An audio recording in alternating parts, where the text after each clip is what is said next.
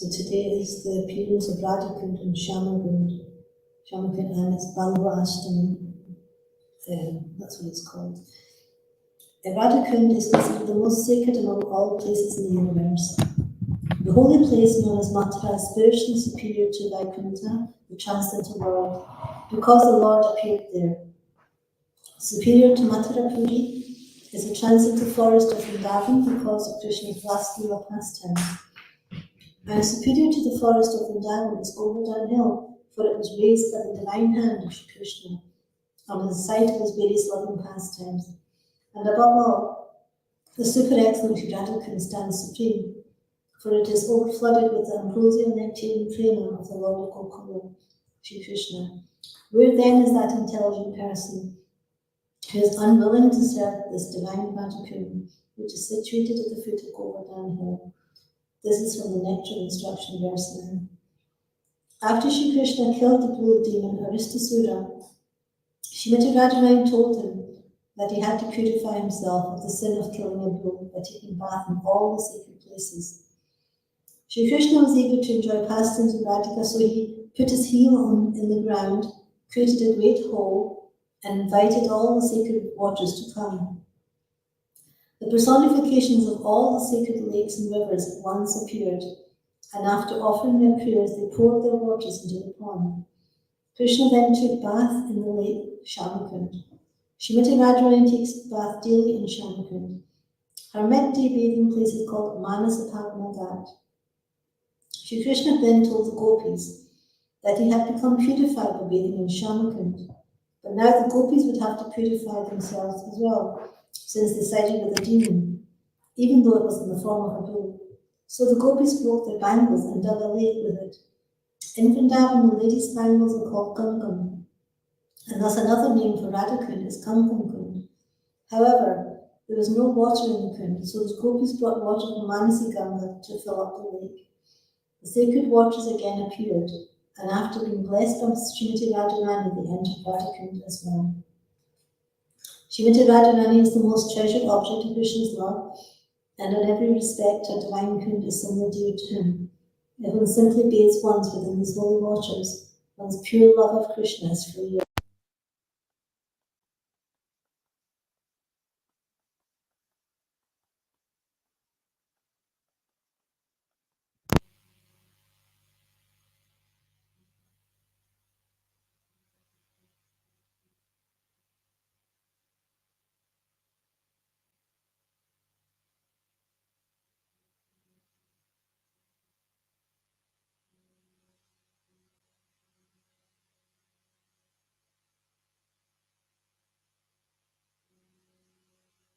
Vasudevaya.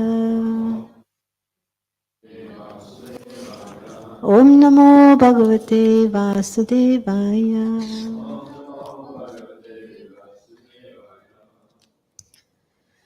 A reading from Srimad Bhagavatam, Canto 7, Chapter 9, Text 47. Rupe ime sadasati tava veda shishte.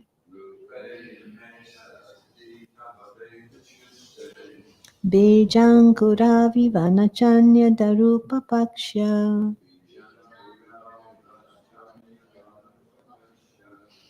Yukta samaksham ipayatra vichakshante tvam.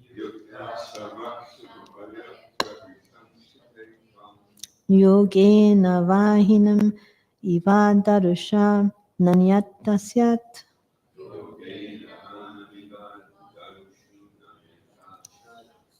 Rupe ime sadasati tava veda shishte.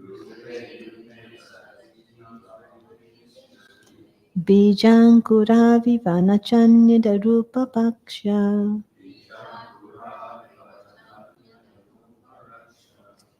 Yukta samaksham ubayatra vichakshante tvam. Yogena vanim iva darusha nanyata syat.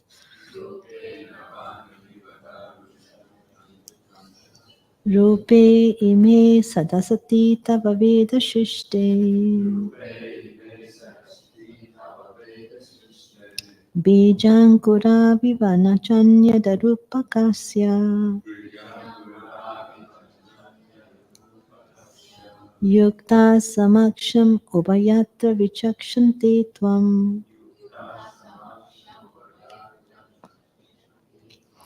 Yogena vanimavadarushananyata syat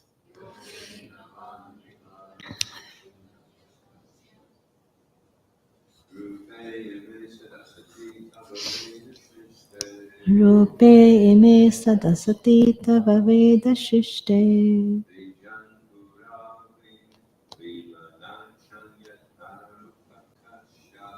Bijankura vivanachanya darupakasya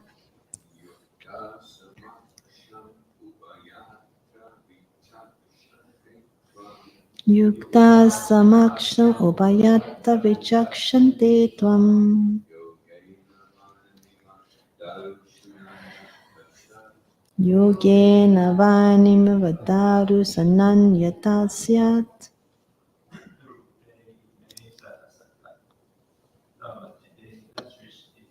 Rupe ime sadasati tava veda shishte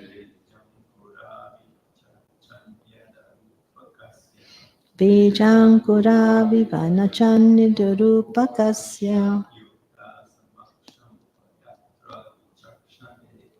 Yukta samaksham upayatta vichakshante tvam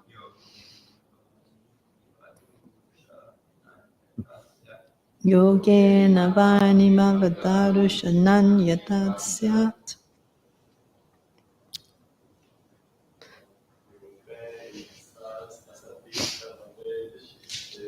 Rupe ime sadasati tava rupita sushte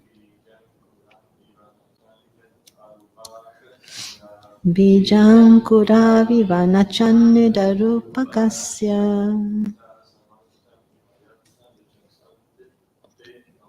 Yukta samaksham upayatta vichakshante tvam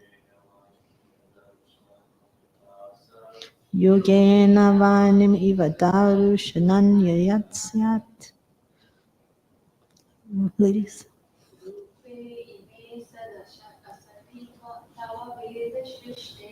Rupe ime sadasati tava veda shishte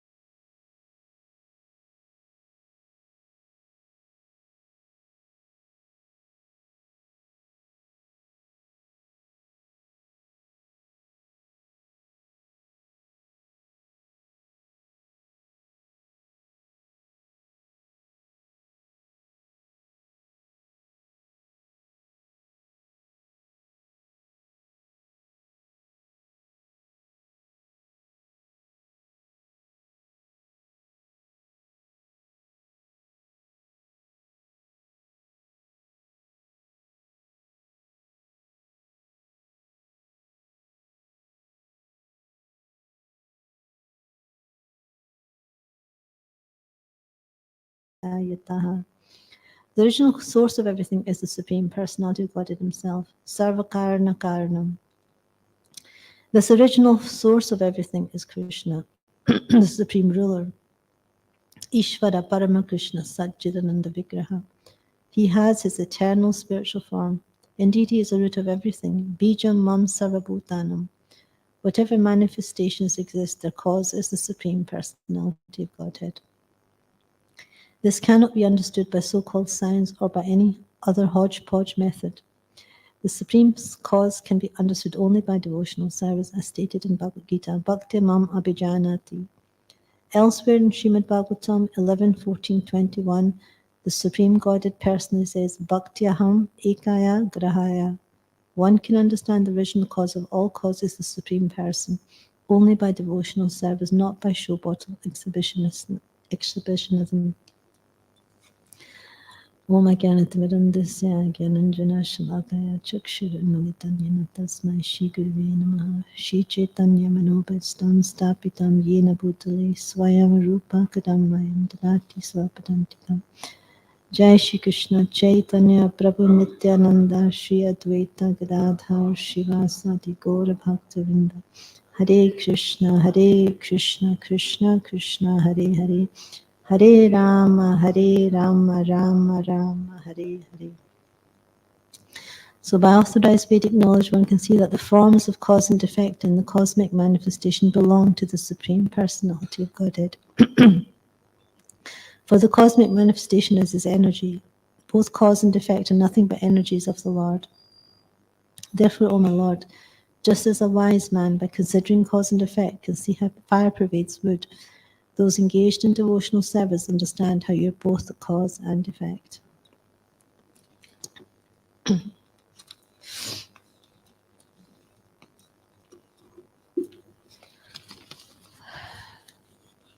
So here, Prahlad Maharaj is saying how it's by authorized Vedic knowledge that we can see the forms of cause and effect in the cosmic manifestation. We can see that it all belongs to Krishna, the Supreme Personality of Godhead. Everything is his energy. So it's so important, this authorized Vedic knowledge, so we get this from Bhagavad Gita, Bhagavatam, Chaitanya Charitamrita. So it has to come from an authorized source. So we know Vyasadeva is an authorized representation of the Lord to give us this knowledge, and also his bona fide representatives like the Prabhupada, the 6 Goswamis, all the Parampara, they're all authorized. So it's important that we hear from the right source, we hear the right knowledge. Because it says a Vaishnava sees with his ears. So it's very unusual because most people want to see with their eyes, but actually real knowledge is not seen through the eyes, it's actually seen through the ears. And there's a verse in the Bhagavatam, in the 3rd canto, chapter 9, verse 11, which says, "O my Lord, your devotees can see you through the ears by the process of bona fide hearing, and thus their hearts become cleansed, and you take your seat there." So this word in the verse Shruti, it means this is the path, is to hear from bona fide devotees who are conversant with Vedic wisdom, free from mundane sentiment. So if we hear from the authorized scriptures by a bona fide devotee or a spiritual master, then our hearts become cleansed.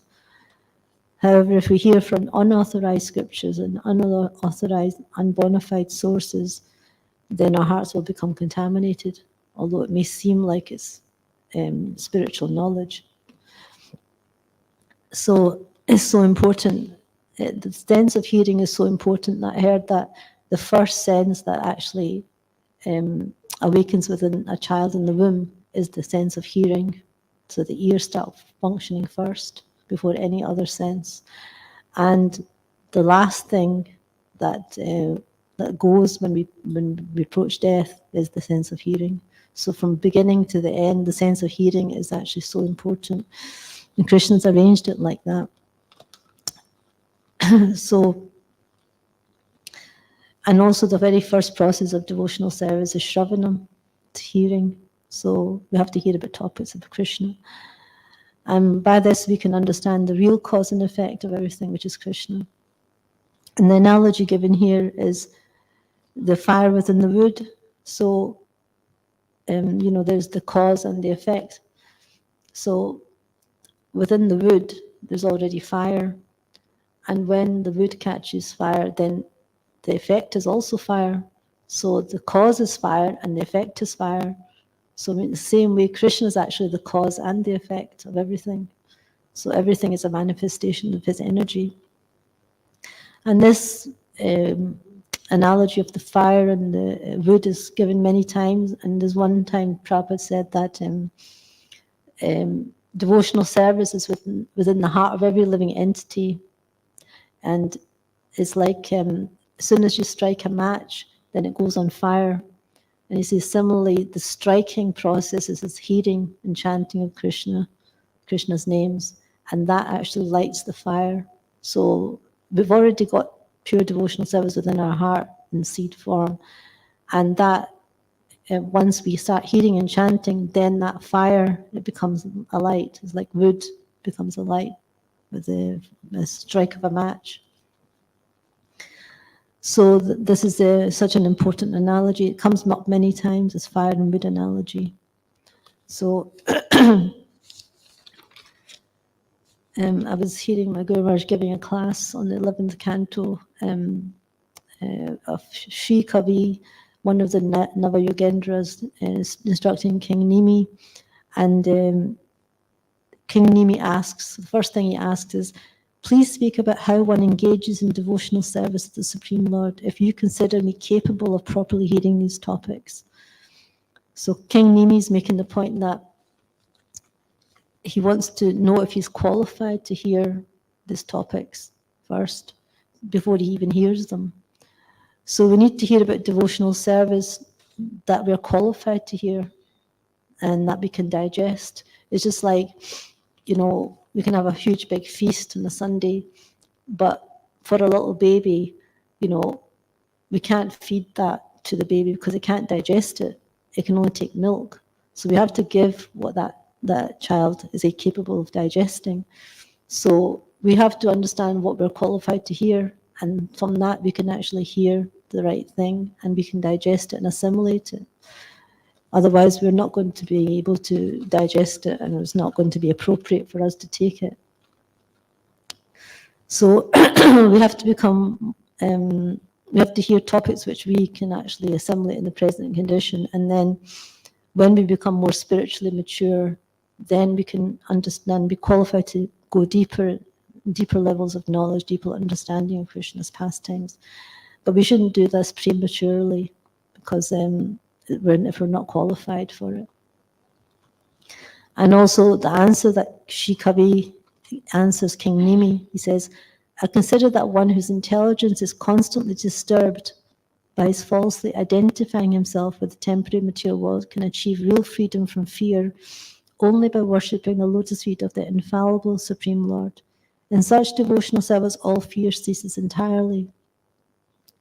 So this fear is because we're misidentifying with our eternal self, and we're misidentifying that we're this temporary material body and its paraphernalia, and this false attachment creates fear and anxiety and distress, and it can only be eradicated by devotional service to the Supreme Lord. And by knowledge of the soul and our eternal relationship with the Lord, then we can, and through devotional service, then we can actually become free from fear. Otherwise, we're always going to be in anxiety because of this attachment, thinking that we're this body and everything that is related to the body is ours. And by losing, in case we lose it, that's the fear, is because we're afraid of losing it. So it's so important that we take up this path of devotional service and understand what our actual position is and our in relationship to the Lord. So I thought that was very important points that my Guru Maharaj was making that in this class. So I thought it's important to understand that it's all depending on how we actually assimilate this knowledge, how we actually apply it. Because we can hear all this, but how do we apply this knowledge and understand that we're an eternal soul and we're actually related to Krishna? That's a real relationship. Everything else in this world is temporary and it's not real. It's real in a sense that it's there, but it's not eternal. So, any questions or comments?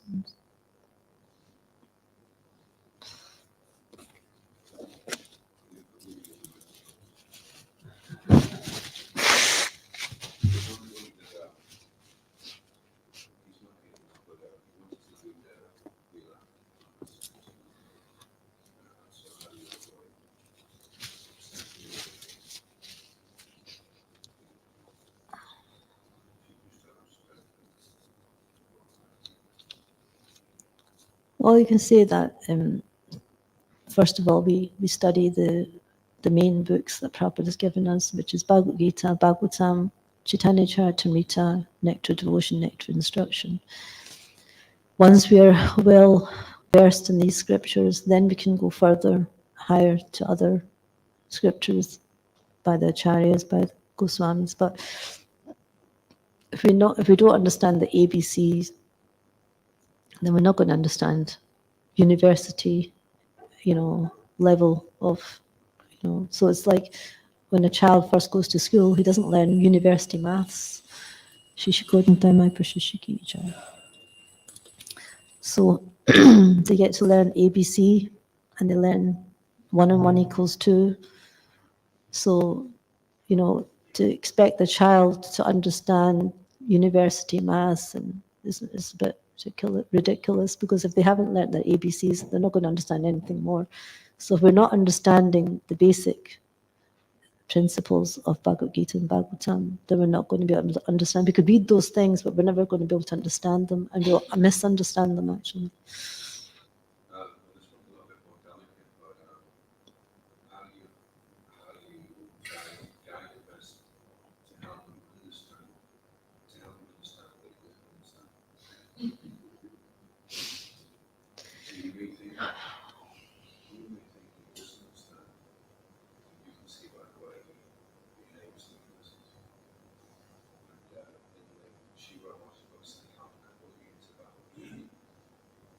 It's okay hearing about things that, you may not be able to work out where you're at, and that may be more close.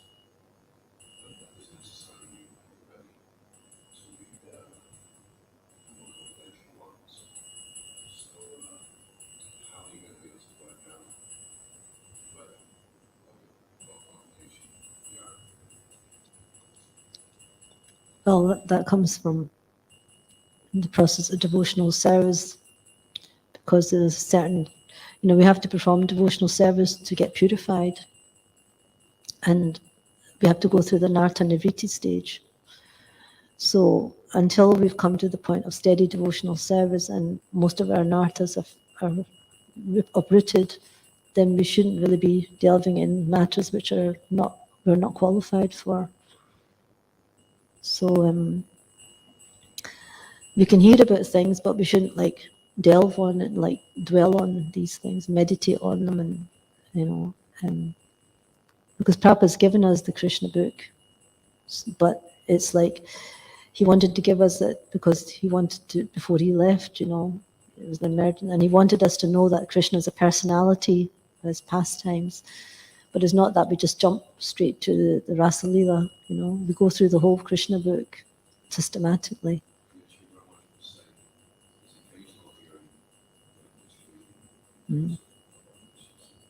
Yeah.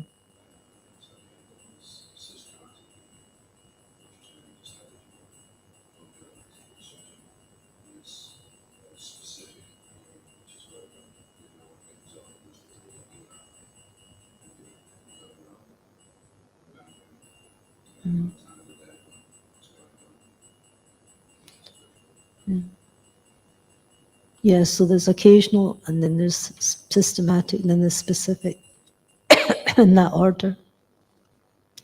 So we have to, we can read these things, but we won't be able to digest it, and we'll misunderstand Krishna's pastimes. So it's actually doing us more damage than good by going into that realm. In the book, she was in a relationship with a Devi question. She's saying that Bhagwan was in the process. So he meets somebody that's in person, and we can keep that, but the other way around. So if you get to Priya, Yeah.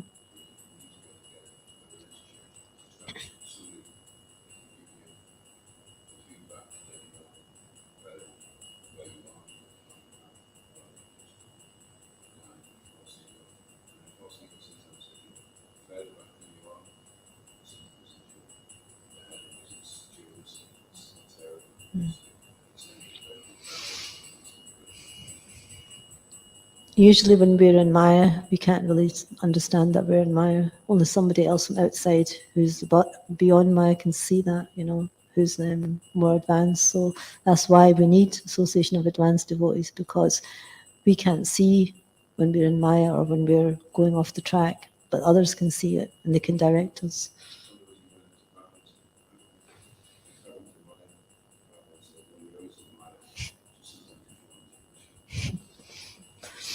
Yeah, so it's an important part of learning how to understand all the scriptures systematically. So Prabhupada said, first Bhagavad Gita, then Bhagavatam, then Chaitanya Charitamrita. But I mean, we can read it all together, like each one. But we have to first, be like well versed with the Bhagavad Gita, and before we can go into Bhagavatam, because we won't understand or appreciate.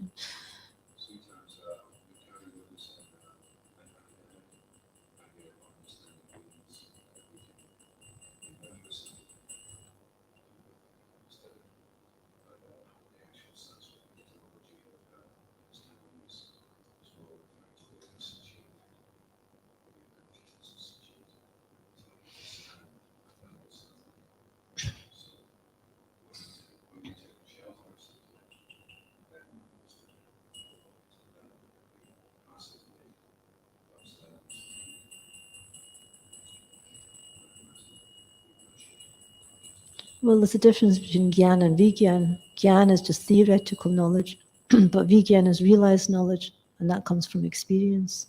So we can't just, we can see, understand, like we can read all this and theorize it, and like it's like theoretical knowledge. We never actually understood what it actually means because we've not experienced that, So that comes through practicing devotional service. We can't avoid that. We can't get the realizations until we surrender to Krishna, until we perform devotional service. So the more we surrender, the more realization we get. Krishna reveals through Guru, Shastra and Sadhu, and he reveals through, the heart of the living being who's surrendering to him. It's not okay? Okay, thank you. Thank you. So I'm going to go to another part of the class now. So this is because it's the appearance of Radha Kund, I've been asked to give a talk on the appearance of Radha Kund, but because we've read something already, then I'll see how much time I've got to repeat it, but I'll see what okay. So there seems to be some confusion about the exact day of Radha Kund's appearance, because there's different personalities that say different things. So what I've understood is that Jiva Goswami says that Shri Krishna killed Aristasura on Chaitra Purnima, which is a full moon in March, April, when Krishna was 11 years old. And Rupa and Sanatana Goswami both quote Padma Purana, and they say, and the Kartik Mahatmya, which says, anyone who bathes on the day of Bahula Astami in Radha Kund becomes very dear to Bhagavan Shri Krishna, Shri Hari. So there seems to be there's 2 days that's celebrated as the appearance of Radha Kund, but actually today's the discovery day of Radha Kund, because this is the day that Chaitanya Mahaprabhu discovered Radha Kund, rediscovered Radha Kund in Vrindavan. So that's why in honor of that, then Radhakund is celebrated as the appearance day. In one sense, it is the appearance of Radhakund again because it's rediscovered. So because Chaitanya Mahaprabhu, he stayed in Braj Mandal for 4 months between September and December. And in the Chaitanya Charitamrita in different places, it says that first Lord Chaitanya came to Mathura, and then he toured the 12 forests of Vrindavan. And then he arrived in Aritagram, which is Radhakund, on Kartik Bahulastami, and that's when he discovered Radhakund. So today is the day when Lord Chaitanya discovered Radhakund. And since then, Gaudiya Vaishnavas have been especially honouring Mahaprabhu's discovery of Radhakund by bathing in Radhakund on Bahulastami and Kartik. So everyone in Vrindavan is probably going to go there at midnight tonight to bathe. But also in Chaitra Purnima, Radhakund is the actual appearance day of Radhakund. So in honour of Lord Chaitanya's discovering Radhakund today, I will speak about mainly that, how this was discovered. So Chaitanya Mahaprabhu came 500 years ago, and he came to introduce Yuga Dharma of chanting the holy names, congregational chanting, the Hare Krishna mantra. And another reason he came was to rediscover the lost holy places in Vrindavan, where Krishna had performed his pastimes 5,000 years ago. So in the year 1550, on this auspicious day of Kartik Purnima, then Lord Chaitanya arrived on pilgrimage in Vrindavan. And after he visited the 12 forests of Vrindavan, Lord Chaitanya was doing parikrama of Govardhan Hill. And when he arrived at this small dwelling called Aritagram, then Rishtagram, whatever it's called, then the Lord inquired from all the local people there, where is Radhakund and Shamakund? And none of the people knew where Radhakund and Shamakund were. They didn't know where these lakes were. So, because over the centuries, the two kunds, that's like 5,000 years ago, and then over a period of time, everything was practically forgotten of. Everything was covered over. All the holy places that Krishna performed his pastimes were covered over. So, Radhakund and Shamakund had become like in two paddy fields, and they were used as paddy fields actually by the farmers. Nobody knew that these were the holiest places in the universe, So then, then Lord Chaitanya went further out in the outskirts of the village, and he sat in deep contemplation under a tamal tree. And now if you go there, we'll see Tamalatal. That's Emily-tal. This is Tamil-tal. And that's where where Lord Chaitanya sat, and his shoes are there. And we went there one time, right? And then they've made a shrine there where Lord Chaitanya sat in meditation, trying to contemplate where Radhakund and Shamakund were. And when his glance fell over the fields, and he could understand that those two paddy fields were Shamakund and Radhakund, then he immediately ran over and he started taking his bath in whatever little water was in the paddy field. And everybody was astonished. Everyone was looking, what's Lord Chaitanya doing in this paddy field, taking a bath. And then the Lord danced and chanted in great ecstasy around the two kunds. So he circumambulated the two kunds, offered his obeisances to Radhakund and Shamakund before continuing on his parikram. And then when he was on the way to Puri, then he met Rupa and Sanatana Goswamis, and he told them to both go to Vrindavan and excavate all the lost holy places of pilgrimage, and as well as to write books on devotional service and establish deity worship.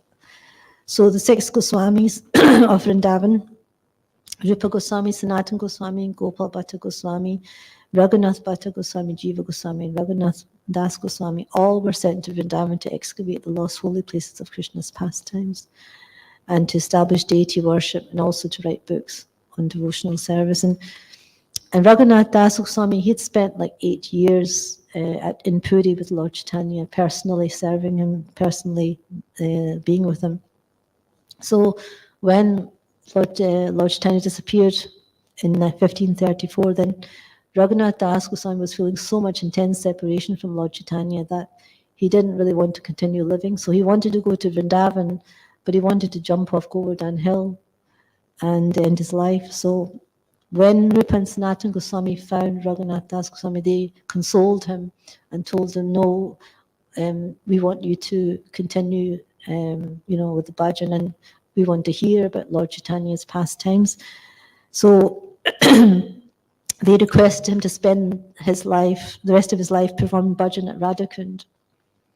So following the advice of Raghunath Das Goswami, then Raghunath Das Goswami performed bhajan on the banks of Radhakund, and he regularly circumambulated Govardhan Hill as well. And at that time, the two kunds were just muddy pools. They'd been, everyone knew now that these two paddy fields were like, Radhakund and Shamakund. But the muddy pools of water were only like 12 feet in diameter in the middle of the two paddy fields. So Raghunath Das Goswami, he wanted to enlarge the kunds so that he knew that people would want to come and take bath in these holy waters. So he wanted to enlarge the kunds. So he had an idea of kind of excavating it. And then this one pilgrim, he was quite a wealthy merchant. He donated a big amount of money to help Raghunath Das Goswami. He had a dream where he was told to go to Raghunath Das Goswami and give him this money to excavate Radhakund. So with this money, then Raghunath Das asked Jiva Goswami to purchase the two paddy fields where the two kunds were situated. So in 1545, they were purchased and the work was started on enlarging the kunds. And when they were excavating, they found that the original kund created by Srimati Radharani and the gopis known as Kankan Kund, we just heard about, that original kund that was used, they broke their bangles to make, that kund, that's originally, they found this kund, Kankan Kund. So Raghunath Das Goswami wanted to build steps around that Kankan Kund. So that's how it originally started off, with those few steps on the four sides. Then over the years, many more great wealthy people wanted to construct more steps. So the kunds were enlarged. That's what we see today. So all the steps kept getting built bigger, and so it became bigger and bigger. So then it's a big, kund now. And when Radhakund gets emptied, regularly it gets emptied and cleaned, then you can see Kankan Kund in the middle. This is Kankan Kund. And with all the steps that Raghunath Das Goswami built around it. And so we'll see that we can repeat the story in a few minutes about how this happened. So Kamsa was always living in fear of Krishna. So he was always sending his demon friends to try to kill Krishna in some way or another. But, of course, he was always unsuccessful, and Krishna would, kill the demons. So one time, Kamsa sent Aristasura, and Aristasura could change his form into a bull, or any form actually, but he changed himself into a bull demon, and the bull demon was so big that it was like a mountain. It wasn't like a small bull that we see, it was a huge big mountain. It's like that. And Krishna challenged the bull to a fight. So, because Aristasura came and he was terrorizing the citizens, the Brajbasis, he was destroying their villages, the houses. So Krishna, he challenged the demon to fight, caught him by the horns, swung him around, and then just threw him and with such force that the demon died. And this took place between 10 and 11 o'clock at night. So Krishna fought Aristasura, and all the Brajbasis were really happy that Aristasura was killed. But except Radharani and the gopis, they were quite upset that he'd killed a male cow, they called it, a male cow, because, cow killing is considered so bad, So then what happened was Krishna said, well, actually, it wasn't actually a bull. It was actually a demon in the disguise of a bull. So there's no sin in killing a demon, But Radharani wouldn't have it. She said that she insisted that Krishna should purify himself by going to all the holy places in the universe. Only then would she associate with him. So Krishna was thinking, well, he didn't want to leave Vrindavan or all his friends and the gopis. So instead of taking the trouble to travel to all the holy places in the universe, Krishna decided that he'd call all the holy places to Vrindavan. So Krishna struck his heel into the ground, and he made a very big, deep impression into the ground, and then he called all the holy places of the universe to pour their waters into his newly formed Kund. So one by one, all the holy places came all around in their personified forms. And after first offering their prayers to Krishna, they poured all their waters into the Kund and filled it up. So then Krishna took his bath, and this Kunda became known as Shamakunda. And Krishna took his bath, and he was very happy. Now he's been purified. Of course, Krishna's pure. It doesn't have to be purified by any holy waters. This is just pastime, So then Krishna said, now I've become purified, but because Radharani and the gopis have sided with a demon, then they have to bathe. They have to get purified. Now they have to bathe in his Kund. So Radharani was like, no, we're not going to bathe in your Kund because it's, been contaminated by you. So now we're going to build our own Kund. So Radharani refused to take bath in Shamakund. So Radharani and the gopis, they found an impression where Aristasura had dug his heel into the ground. So in that, they broke their bangles and they started using their bangles to dig that ground. So that's why it's Kankan Kund, because they used their kankan, their bangles, to make it. So then after that, they decided, Krishna said, well, you created a big crater, actually. It doesn't look like a Kund because there's nothing in it. There's no water in it. So he says, well, you can use some water from Shamakund. Radharani says, no, we'll get our own water from Manasi Ganga. So they made a big line all the way to Manasi Ganga with all the gopis, and they were bringing golden pots of water from Manasi Ganga to the Kund to fill it. But then they were getting quite tired, and Krishna could see that they were exhausted. So he motioned to the personified holy places and told them to go and see if he can go into their Kund. So the personified holy places came to Srimati Radharani and said, we'd like to offer our service to you too. We'd like to come and, give the service and be part of your Kund as well. So then Srimati Radharani happily agreed. So then the holy places, they broke through the banks of Shamakund. So you'll see there's like a sangam that connects the two Kunds. So that's the waters from Shamakund broke through the banks into Radhakund through that canal. So and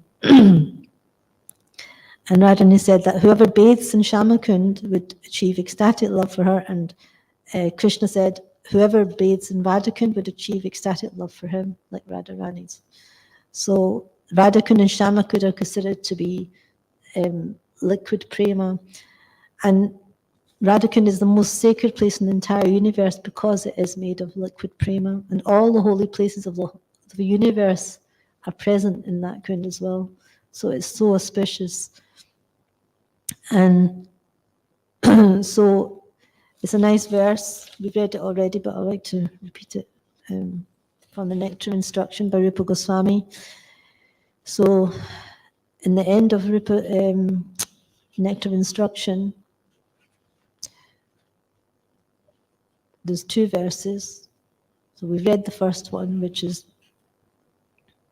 text 9. I'll read it again. The holy place known as Mathura is spiritually superior to Vaikuntha, the transcendental world. because the Lord appeared there. Superior to Mathura Puri is the transcendental forest of Vrindavan because of Krishna's Rasalila pastimes.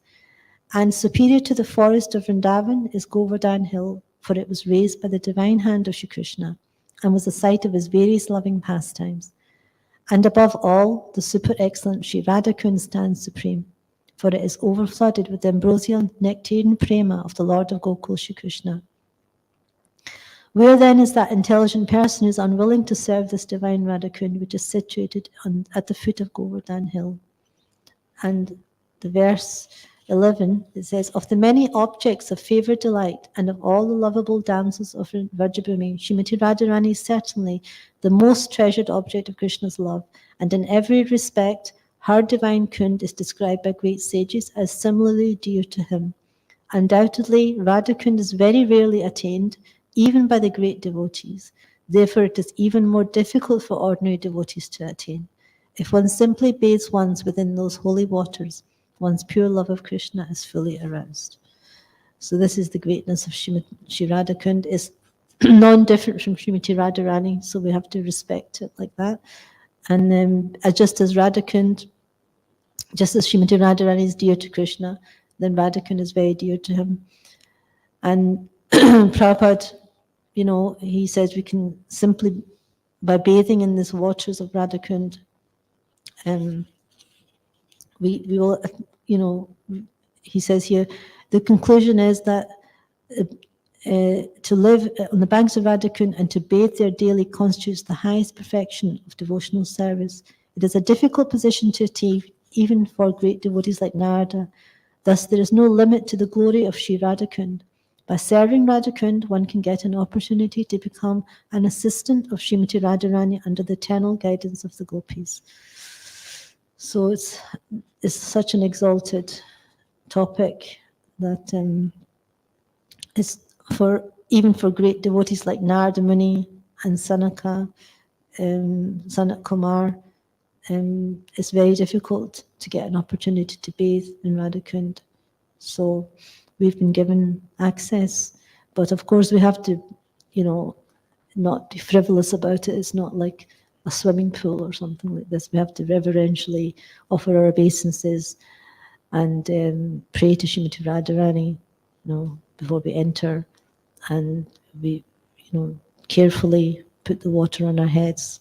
It's a very exalted lake, so we shouldn't commit any offences. And the more we are free from offence, the more benefit we'll get, because we'll be able to exist like anything. Just like chanting the holy names kind of word as pure devotional service. And in the same way, because we're committing offences, we're not receiving that, pure holy name. We're not able to access it. It's the same way, we have to become free from offences and come to a certain late stage of devotional service before we can actually be free, attain this Krishna prema. We see in the life of Jaggannath Das Goswami how exalted he is. He was in the level of, he was so austere in his vows. He was not on the bodily platform. He was basically living on buttermilk every few days. He would take a little buttermilk. He was always absorbed in, chanting the holy names, hearing and thinking of the pastimes of Radha and Krishna. And he was there for like nearly 50 years at the banks of Radha Kund doing this bhajan. Now, this is the kind of level, this is the qualifications if you want to receive the mercy. This is the kind of qualification you have to attain to be on that platform, to be qualified. So Jaggannath Das Goswami was showing us what is the qualification of living at Radha Kund. So we can't take it so cheaply. It's not just for anybody and everybody. And that's why Prabhupada, he came to the West to give us this bhakti yoga, the process of devotional service, so we can be purified to come to this point. Because if we go through the nectar of instruction, we see how Rupa Goswami is giving us the qualification. The very first verse is Vacha Vegam, Manasa Krodha Vegam. A sober person who can tolerate the urge to speak, the mind's demands, the actions of anger, and the urges of the tongue, belly, and genitals is qualified to make disciples all over the world. So this is actually the first thing. We have to learn to control our senses and preach. The first instructions. And then through the whole nectar instruction, more and more instructions on how to associate with devotees, what we should do, what we shouldn't do in devotional service, how to get a taste for chanting the holy names. And by that, our disease is gradually destroyed at the root of avidya, this disease of ignorance. And we finally come to the point of understanding more advanced knowledge of the highest place in the universe and the highest devotee in the universe, Srimati Radharani.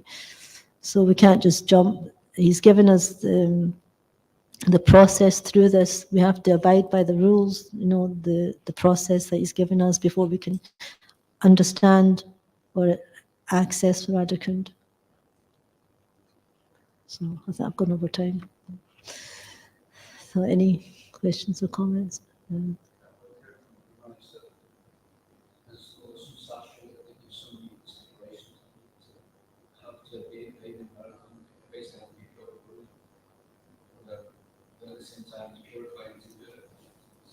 Yeah. Well, we can bathe in it to be purified, but we shouldn't think that now I've bathed in Radhakund, now I'm a pure devotee, because we still have to purify our heart through the practice of devotional service.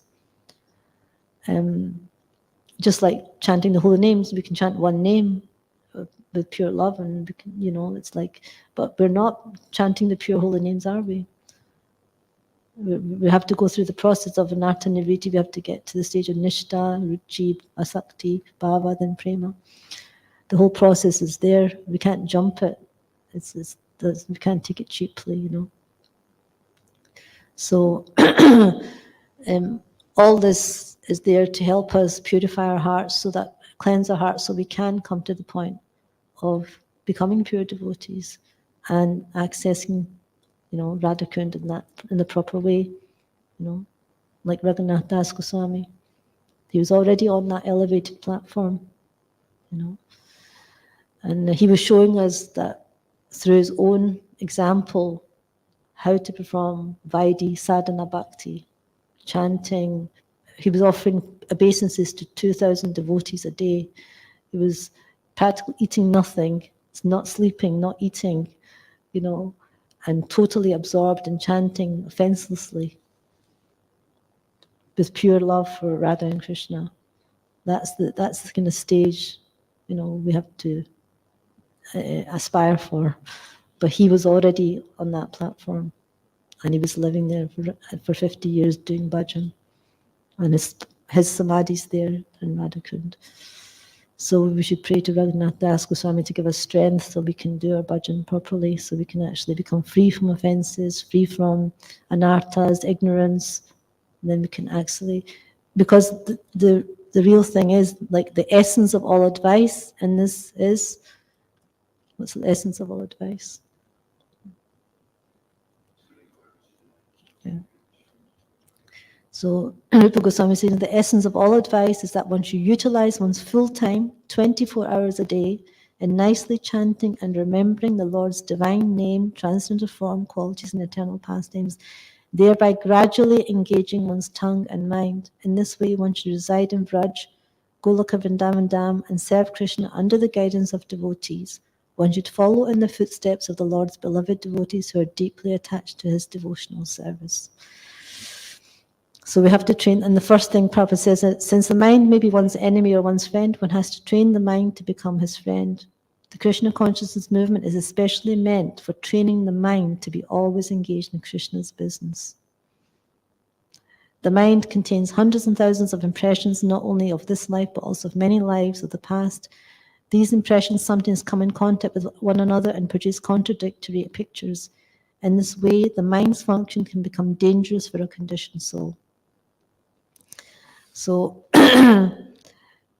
it's like really important that it's the mind that's the problem.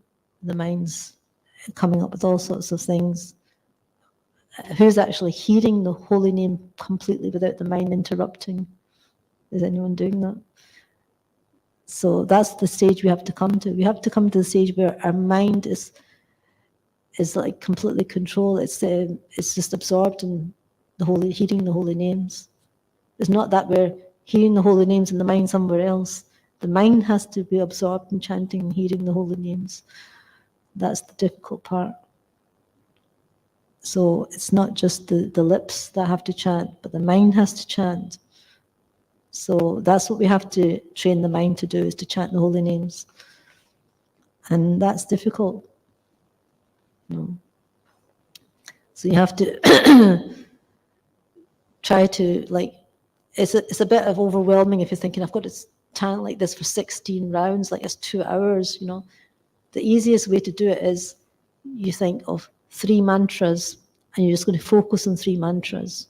So you say, Hare Krishna, Krishna Krishna, Hare Hare, Hare Rama, Rama Rama, Hare Hare, Hare Krishna, Krishna Krishna, Hare Hare, Hare Rama, Rama Rama, Hare Hare, Hare Krishna, Krishna Krishna, Hare Hare, Hare Rama, Rama Rama, Hare Hare. So you've done your 3 mantras, then you start again, another 3 mantras, and then again another 3 mantras, so that your mind is focusing on the holy name. You're hearing the holy name for 3 mantras at least every time. So you keep doing this through your japa, so your mind doesn't go off on tangents and goes all over the place, all over the universe. So if you try to focus like that, then it's easier to bring, otherwise we think, oh, I can't chant, I can't, fix my mind on the holy name for 2 hours. But if you do it like this, you're only doing 3 mantras at a time, then the mind thinks, okay, it's only 3 mantras, okay, I'll focus on these 3 mantras, hear them, and then once they're finished, then we start another 3 mantras. So we keep doing this through the whole of japa, and then we've heard all for 2 hours, we've been hearing the holy name. So we want to trick our mind. So that's the way we can stay awake as well. But the whole point is, we're not supposed to be trying to stay awake. We're supposed to be trying to hear the holy name. So we have to think of ways to focus on chanting the holy names, and it's depending on how attentive we are to the holy names. That's how we are making advancement. We can do so many other things, but if we're not focusing on chanting and hearing the holy names, then it's going to be difficult to get to, higher stages of devotional service. That's the basics. It's like so important. So, thank you for allowing me to give this class on Radha Kunda's appearance. It was very nice to actually research this, because I was thinking, because I was confused too, because I've heard 2 things and I was wondering, why is it 2 times that we appearance of Radha Kunda? But now it seems to be more clear for me as well. So thank you for the opportunity to speak. Is there any question? Any more comments or questions?